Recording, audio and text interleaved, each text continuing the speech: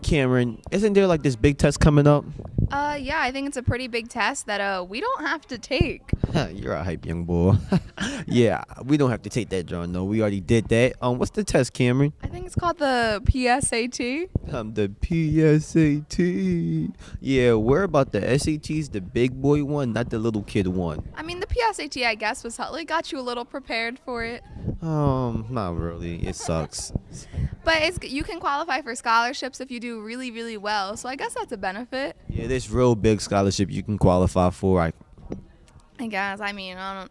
Yeah, well, we didn't do it, but Cameron, I'm gonna tell you a little secret. Cameron clearly did something because she got almost a 1600 on her SAT. So maybe I should go. Maybe I should go talk to her because she's going to every school she wants to go to because that SAT scored. Stop piping me up, Tyler. Any school she wants to go to, she's going to. Like, I think this is the nicest thing Tyler's ever done for me. I'm kind. I told you I'm kind. She's the mean one. Clearly, I'm not. She's the mean one. So, Cameron, you must have scored high on that PSAT, didn't you? I did okay. You did okay. She did okay. We all know what that means. You all know what that means. Well, I'm sure all these 10th and 11th graders, I'm sure they're going to do good too. Hopefully somebody has faith in them. You got to have faith in the young ones. And I think, is there more information that we can know about it somewhere? Yes, there is more information in that video that y'all can definitely tune into. Yeah, so go check out that interview. I'm Ashley Schools here with the Eagle's Eye to talk about the PSATs with Ms. Bugan. How are you? Good, how are you? What are the PSATs? The PSATs is basically a practice or preliminary SAT is basically the gist of what that stands for. How are they administered? Well, we're very lucky here at Norristown Area High School. This is actually a paid exam. So I remember when I was in high school, I think I had to pay $20 and go on a Saturday and take it for like 3 to 4 hours. We're very lucky because here we will pay for every 10th grader and every 11th grader to take it during the school day. And on top of that, I think we have a 3-hour delay for the rest of the school so that we can have a nice, quiet testing environment. Yeah. What can they bring or have for the test? It's a normal school day. I would definitely say get a good night's sleep, eat breakfast, bring a pencil. We might even provide you one. We probably provide you with calculators. Just do the best that you can. I know that a few weeks ago, the counselors went into the classroom, kind of did a spiel about why it's important. And I think they gave everyone like a booklet. Mm-hmm. So just kind of like a practice booklet. But, you know, if they were interested, they always could have gone on College Board and done some practice there. How can they prepare for the test? Definitely looking through the booklet. The best way to prepare for the PSAT or the ACT in reality is to just do well in school. Mm-hmm. In essence, it's supposed to be the things that you learn in school in a standardized test. So geometry, algebra 1, algebra 2, sentence completion, sentence inference.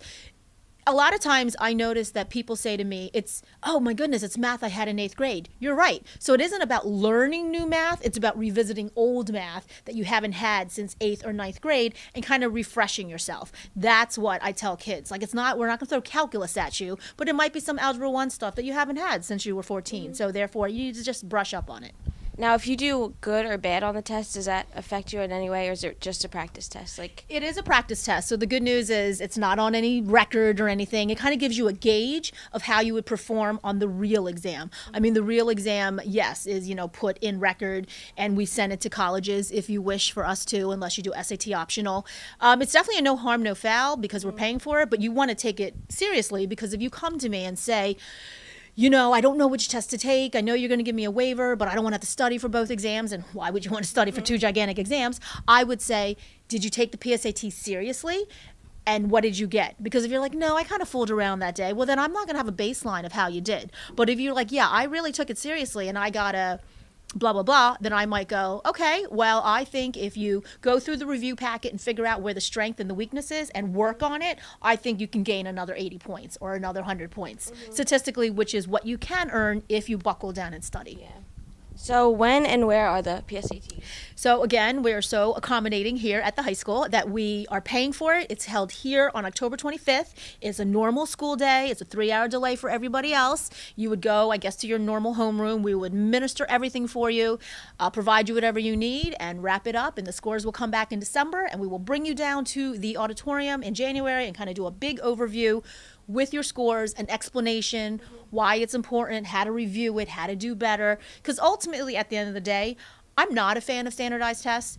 I don't think that your intelligence is based on it. But unfortunately, how the game is played, the college application game, is many colleges still are going to look at a standardized test. And I also know that you could have a 4.0 GPA, and I know you worked your butt off for the last 3 years, but most scholarships are tied in with the SAT. So let's say the $18,000 merit scholarship requires you to have a 3.5 and a 1250. Well, you might have a 4.5, but without that 1250, you just missed out on some major, major money. So knowing that, on the flip side of admissions, I will push it. I will tell you how to study. I will encourage it. I will give you a waiver. I will do everything in my power to say that I'd rather you not apply to 1,000 little scholarships for 100 here and 500 here and get one gigantic scholarship called $18,000 for your SAT and your GPA. It's just the quickest, fastest way to earn that money for doing what you were supposed to be doing anyway, which is focusing in school and doing the best that you can. So October 25th, what grades take it again? All 10th graders will take it. It's a practice year for them. And then all 11th graders will take it. It is also a practice year, but it's a year that you can be eligible for National Merit Scholarship. So therefore, practice in 10th grade, do well. But if you do super well in 11th grade, you will be on this, specialized list of people who score really well, and you're able to put it on your resume and your college applications, and you will be able to get additional potential scholarship money off of it. Anything else you would like to add? Just try to think of the PSATs as like a paycheck. You know what I mean? And I know sometimes when you put it in terms of money, it becomes important. Study, do well, because not only will it help you get into the college of your dreams, money will be attached to it. I know that scholarships can range from $4,000 till full tuition ride, and that comes from great SAT, great GPA. If you want a full tuition ride or almost a full tuition ride, I mean, who wants to pay for college or someone else is going to pay for you? Imagine how amazing you would be if someone's going to pay for you to study. Yeah. So just do the best that you can. And when you're done, don't beat yourself up. If you did the best that you can, you did the best that you can. Okay, thank you. I'm Ashley Schools here with Miss Weegan talking about the PSATs. Back to the host.